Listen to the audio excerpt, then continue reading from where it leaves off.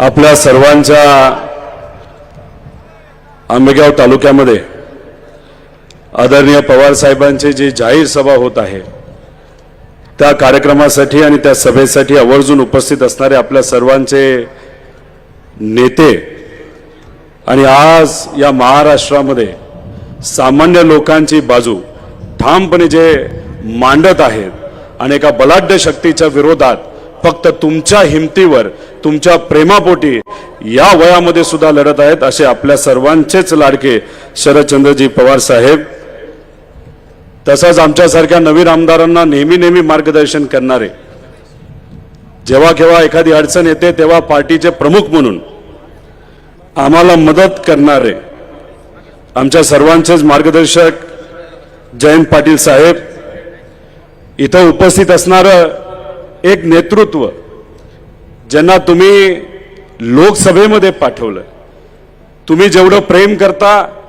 तेव्हा मतदारसंघामध्ये असणारा प्रत्येक तालुक्याचा नागरिक त्यांच्यावर प्रेम करतो आणि फक्त मतदारसंघातलेच लोक त्यांच्यावर प्रेम करत नाही तर अख्ख्या महाराष्ट्राचे लोक त्यांच्या विचारावर त्यांच्या प्रयत्नावर प्रेम करतात आणि ज्यांनी लोकसभा गाजवली असे आपल्या सर्वांचे लाडके खासदार अमोलजी कोल्हे, तसंच ज्यांनी आता आपल्या सर्वांना मार्गदर्शन केलं असे अशोक बापू पवार, सुनीलजी भुसारा माझे मित्र, तसंच इथं उपस्थित असणारे आणि ही सभा व्हावी यासाठी आवर्जून लक्ष देणारे, तसंच उद्या तुम्हाला कुठलीही अडचण असेल तर आदरणीय पवार साहेबांच्या मार्गदर्शनाखाली आपल्यासाठी लढणारे आपल्यातलाच एक देवदत्तजी निकम, तसंच जगन्नाथ बापू शेवाळे, दानवांना घोडे, तसंच सूर्यकांतजी पलांडे, रामभाऊ कांडगे, जयदेवांना गायकवाड उपस्थित सर्वच मान्यवर पदाधिकारी, कार्यकर्ते, पत्रकार, इथं उपस्थित असणारे स्वाभिमानी महाराष्ट्रातले सर्व नागरिक बंधू आणि भगिनींनो, पाटील साहेब काही दिवसांपूर्वी मी इथं आलो होतो. इथं असणारे तालुका अध्यक्ष यांच्याशी संवाद साधला, देवदत्त भाऊंशी संवाद साधला, कार्यकर्त्यांशी बोललो आणि मी त्यांना सहज विचारलं, तुम्ही सभा घेताय खरं, पण ती सभा कुठे घेणार आहात? कारण का आम्हा सर्वांना आंबेगावची पूर्वी सवय एका बंदिस्त ठिकाणी मार्केट यार्डमध्ये कुठेतरी सभा घेण्याची सवय, मग तिथंच घेणार आहात का छोट्या जागेमध्ये का दुसरीकडे कुठं? ते म्हणले आम्ही तुम्हाला सांगणार नाही पण त्या ठिकाणी घेऊन जातो. आणि मी जेव्हा इथं आलो तेव्हा मी त्यांना विचारलं, अहो हे कसं भरणार, कसे लोक येणार? तेव्हा इथं असणारे स्वाभिमानी पदाधिकाऱ्यांनी सांगितलं की साहेबांवर प्रेम करणारा तालुका आहे, साहेबांवर प्रेम करणारा मतदारसंघ आहे, स्वतःच्या खर्चाली स्वतःचं पेट्रोल आपल्या गाडीत टाकून हे सर्व स्वाभिमानी लोक आदरणीय पवार साहेबांचं भाषण ऐकण्यासाठी इथं आलेले आहेत. या तालुक्यामध्ये येऊन तुम्हाला जेव्हा केव्हा आम्ही भेटतो तेव्हा आम्हाला आनंदच होतो. एक वेगळं प्रेम इथं आल्यानंतर तुमच्याकडनं आम्हाला मिळतं ते जाणवतं. ही भूमी तशी पवित्र भूमी, छत्रपती शिवाजी महाराजांनी जे स्वराज्य सामान्य लोकांचं जे या लोकांसाठी उभं केलं त्याच्यामध्ये या इथं असणाऱ्या लोकांचा खूप मोठा असा सहभाग आहे. संघर्षाला ताकद देणारी लोक आपल्या तालुक्यामध्ये आहेत. जे मध्ये घडलं ते घडायला नको पाहिजे होतं, कुणी घडवलं हे आपल्या सर्वांना माहिती आहे. आज या देशामध्ये भाजपचं जे सरकार आहे त्यांना कुठल्याही परिस्थितीमध्ये त्यांची सत्ता या देशामध्ये परत एकदा आणायची आहे. मग पैशाचा वापर केला तरी चालेल, कुटुंब फोडलं तरी चालेल, पार्टी फोडली तरी चालेल, कितीही खालच्या लेवलला गेलं तरी चालेल, पण सत्ता ही आलीच पाहिजे असा विचाराचं भाजप सरकार या देशामध्ये तिथं प्रयत्न करत आहे. आणि तसाच प्रयत्न या महाराष्ट्रामध्ये काही महिन्यांपूर्वी झाला. तसं बघितलं तर 1.5 वर्षापूर्वी मराठी माणसांची अस्मिता टिकावी यासाठी बाळासाहेब ठाकरे साहेबांनी जी पार्टी शिवसेना उभी केली ती पार्टी फोडली गेली.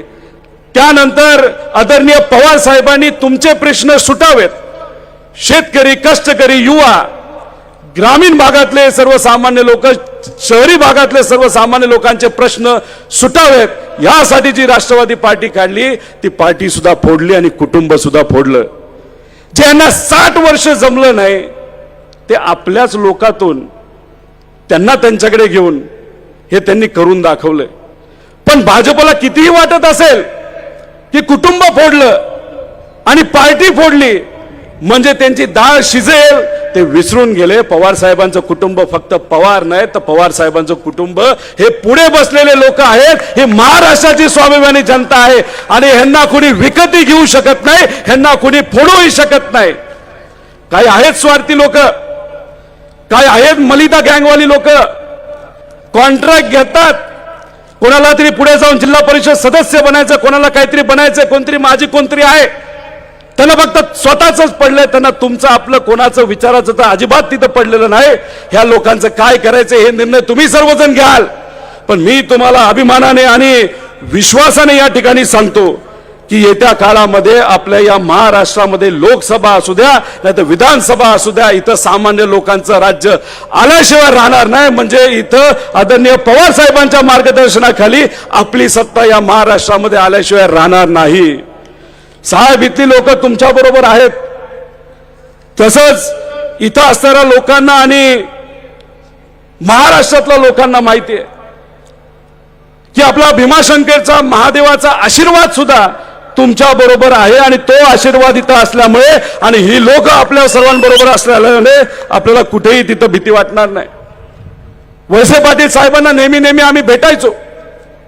मोठे नेते वाटायचे, आपुलकी वाटायची की साहेबांजवळ ते एवढे आहेत, एका मानसपुत्रासारखे आहेत. साहेबांचं प्रेम एका कार्यकर्त्यावर केवढं आहे ते बघायचं असेल तर मग वळसे पाटील साहेबांना भेटलं पाहिजे असं पूर्वी त्या ठिकाणी आम्हाला वाटायचं. जेव्हा पार्टी फुटत होते तेव्हा 50-55 लोक गेली तरी चालतील, नाही तर कदाचित जातील, पण एक व्यक्ती पवार साहेबांना सोडणार नाही असं आम्हा सगळ्यांना वाटत होतं, ते म्हणजे वळसे पाटील साहेब. पण स्वतःचा विचार केला. म्हणतात कारवाई होत नाही, कारवाई होणार नव्हती तरी मी गेलो. खोटं बोलतात ते. हे जे सगळे नेते गेलेत त्यांच्यावर कुठली ना कुठली ती तिथं कारवाई होणार होती. त्याचे सगळी कागदपत्र ही भाजपकडे होते आणि या भाजपला घाबरले, त्या कारवाईला घाबरले. तुम्हाला सोडून गेले, साहेबांना सोडून गेले. ज्या व्यक्तीने त्यांचा विश्वास सोडला अशा आपल्या साहेबांना ते तिथं सोडून गेले. म्हणजे गुरुला संकटात साथ देण्याऐवजी ते पळून गेले. आणि मध्ये आधी त्यांची भाषणं आम्ही ऐकतो, सभेला जावा काय हरकत नाही. अहो, तुम्हाला तेच बोलावं लागणार का लोकच तुमचे ऐकणार नाही. एका बाजूला सभेत म्हणतात साहेबांच्या सभेला जावा आणि दुसऱ्या बाजूला मात्र तुम्ही लोकांना फोन करता.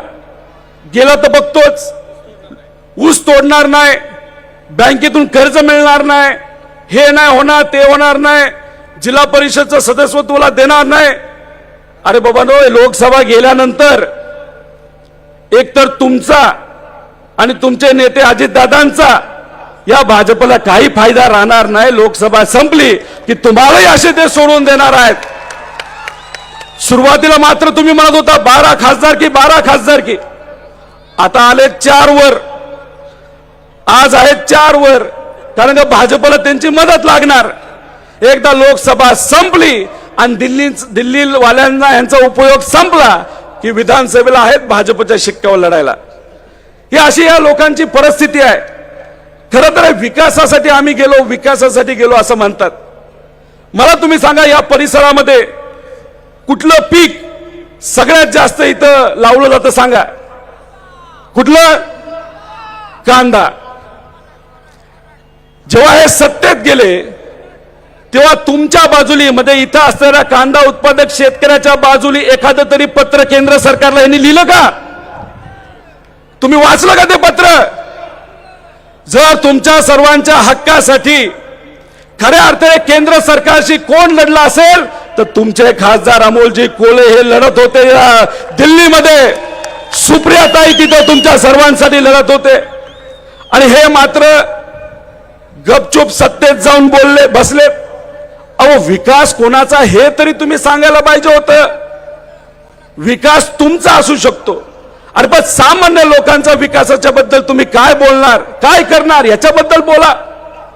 दुधाची काय परिस्थिती आहे, किती भाव आहेत दुधाचे, किती परवडतं का 27 रुपयात.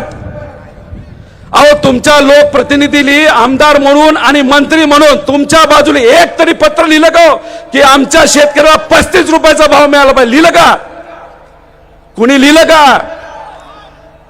का बरं, मग विकास कोणाचा, शेतकऱ्याचा विकास नाही, शेतकऱ्याला 4 पैसे मिळायला पाहिजे म्हणून नाही करायचं का. तुमच्याच परिचयाची कोणाची तरी कंपनी आहे आणि त्या कंपनीला स्वस्तात दूध मिळावं, त्यातून पावडर व्हावी, त्यातून त्यांचा नफा व्हावा, यासाठी तुम्ही बोलत नाही ना. अहो विकास विकास मला काहीच कळत नाही यांचा विकास.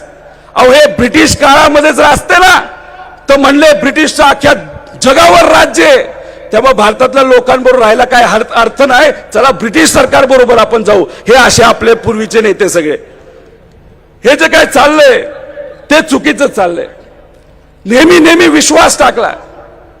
जेव्हा अनिल देशमुख साहेब आदरणीय पवार साहेबांच्या बाजूने लढत होते, तुमच्या सर्वांच्या बाजूने लढत होते, तेव्हा त्यांना होम मिनिस्टरचा राजीनामा द्यायला लागला.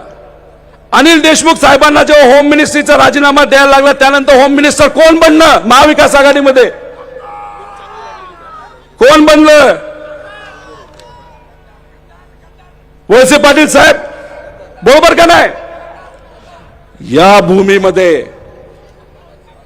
जेवढी या मातीसाठी तुम्ही लढता तेवढं अजून एक कुठली गोष्ट त्यासाठी तुम्ही सर्वजण लढता. बैलगाडा आहे का नाही,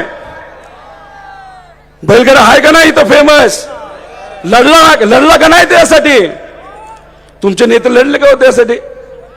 माजी खासदार सुद्धा क्रेडिट घेण्याच्या मागे पळतोय, पण बैलगाड्यासाठी कोण लढलं. मग बैलगाड्यासाठी लढत असताना ज्या सामाजिक कार्यकर्त्यांवर, ज्या बैलगाडी मालकांवर पोलिसांनी कारवाई केली, तुमचे इथले नेते होम मिनिस्टर असताना त्या कारवाई मागे घेतल्या गेल्या का. अरे म्हणजे काय चाललंय इकडे. अरे म्हणजे विकास म्हणजे काय, लोकांचा विकास का तुमचा विकास, हे स्पष्टपणे इथं असणाऱ्या लोकांना तुम्ही सांगा. अहो हे भाषण करणारे फक्त विषय की आम्ही विकासासाठी गेलो, काही विकासासाठी गेले नाही, स्वतः कारवाई होऊ नये म्हणून ते तिकडे जाऊन बसलेत. अहो कालच कर्जत मध्ये एक बैलगाडी शर्यत झाली आमची, तिथं काही लोक आली, म्हणली बैलाकडे बघितल्यानंतर काय वाटतं. मी म्हणलं बैलाकडे बघितलं ना प्रामाणिक कसं राहावं हे बैलाकडनं कळतं. आता जर बैलाकडनं ही गोष्ट आपल्याला कळत नसेल तर ज्या व्यक्तीने इथं अनेक वर्ष सत्ता राबवली याला प्रामाणिक राहणं काही शिकले नाहीत का. अमा अशा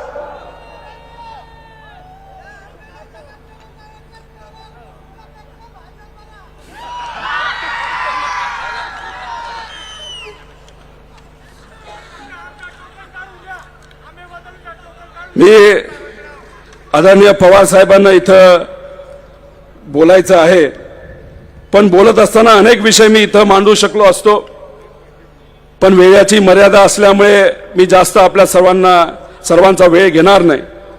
पण फक्त जाता जाता एकच आपल्या सर्वांना सांगतो की इथं जेव्हा सत्ता बदलली गेली आणि आपले अनेक वर्षाचे आमदार हे सत्तेत जाऊन बसले, साहेबांना सोडलं, तुम्हाला सोडलं, विचाराला सोडलं,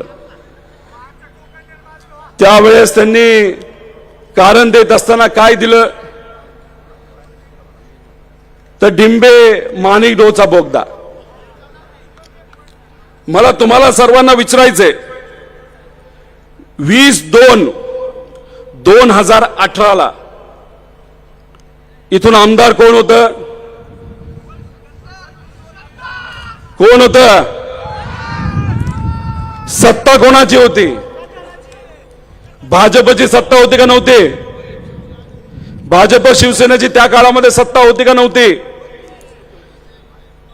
आणि तुमच्या सर्वांचे लाडके आमदार यांनी एक फार मोठ्या व्यक्तीला, ज्या व्यक्तीने 2014 नंतर या अख्ख्या महाराष्ट्रामध्ये राजकीय संस्कृतीची वाट लावली, अशा देवेंद्र फडणवीस साहेबांना एक पत्र लिहिलं 2018 ला. मी आमदार 2019 नंतर झालो. 2018 ला भाजपचं सरकार असताना देवेंद्र फडणवीस साहेबांना पत्र लिहिलं. मंत्र्याच्या अध्यक्षतेखाली एक बैठक बसली. या बैठकीमध्ये फक्त 3च लोक होते, ज्याच्यामध्ये वळसे पाटील साहेब होते, अण्णा हजारे साहेब होते आणि पाचपुते साहेब होते. याच्यामध्ये त्यावेळेसचे माझे विरोधक राम शिंदे तर कुठंच नव्हते, त्यांना काय विकासाचं पडलं नाही ती वेगळी गोष्ट आहे. या तिघांची बैठक झाली मंत्र्याबरोबर आणि त्या बैठकीसाठी वळसे पाटील साहेबांनी एक पत्र लिहिलं की हा बोगदा करायला काही हरकत नाही आणि जे पाणी येडगावला पाटाने जाते, कॅनलनी जाते, त्याच्यामुळे पाण्याचं खूप मोठं नुकसान होतंय आणि हा बोगदा तिथं झाला तर ते नुकसान थांबेल. असं पत्र कुणी लिहिलंय? वळसे पाटील साहेबांनी. अशा पद्धतीने ते जर वागत असतील आणि इथं येऊन माझं नाव सांगतात, अहो उलट आदरणीय पवार साहेबांनी पुढाकार घेतला. जयंत पाटील साहेब इथं आहेत आणि निर्णय घेत असताना हा निर्णय आपल्याला नगर जिल्ह्यासाठी तिथे असणाऱ्या लोकांसाठी घ्यावा लागेल, पण आमच्या आंबेगावच्या लोकांना विश्वासात घेतल्याशिवाय घेऊ नका, असं पवार साहेबांनी तिथं सांगितलं.